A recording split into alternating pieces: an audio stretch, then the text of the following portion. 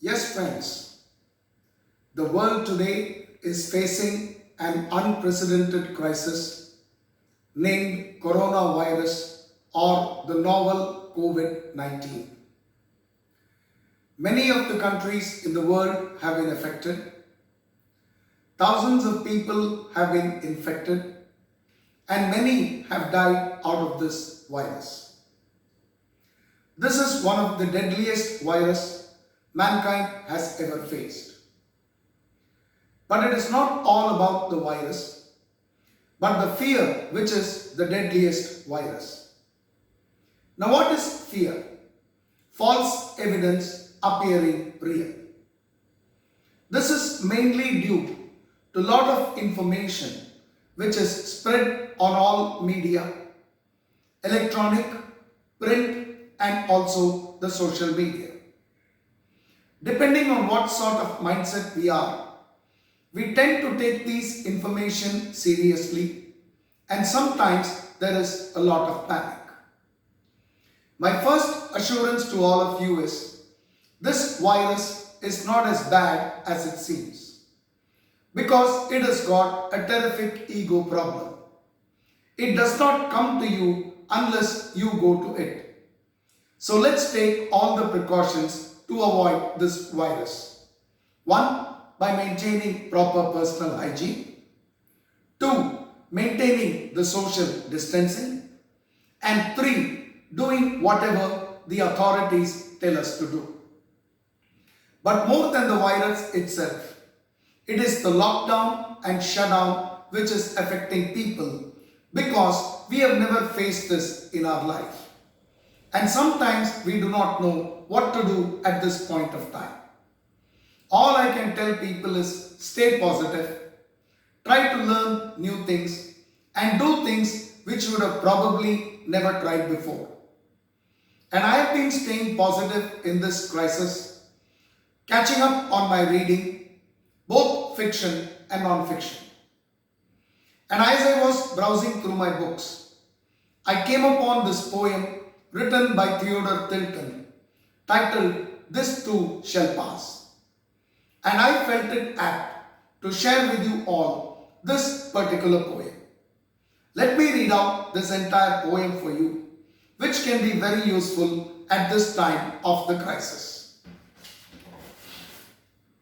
Once in Persia reigned a king, who upon his signet ring graved the maxim true and wise, which if held before his eyes, gave him counsel at a glance, fit for every change and chance. Solemn words, and these are they, even this shall pass away. Trains of camels through the sand brought him gems from Samarkand. Fleets of galleys through the seas brought him pearls to match with these. But he counted not his gain, treasures of mine or main. What is wealth, the king would say, even this shall pass away. Mid the reveals of his court, at the zenith of his sport, when the palms of all his guests burned with clapping at his jest, he amidst his figs and wine cried, O loving friends of mine, pleasures come but not to stay, even this shall pass away. Lady fairest ever, was the bride he crowned his queen, pillowed on his marriage bed, softly to his soul he said, though no bridegroom ever passed, fairer bosom to his breast, mortal flesh must come to clay, even this shall pass away. Fighting on a furious field, once a javelin pierced his shield. Soldiers with a loud lament bore him bleeding to his tent. Groaning from his tortured side, pain is hard to bear, he cried. But with patience day by day, even this shall pass away. Towering in the public square, 20 cubits in the air, rose his statue carved in stone.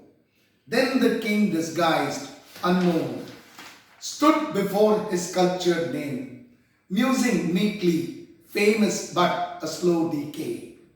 Even this shall pass away. Struck with palsy sore and old, waiting at the gates of gold, said he with his dying breath, life is done, but what is there? Then in an answer to the king, fell a sunbeam on his ring.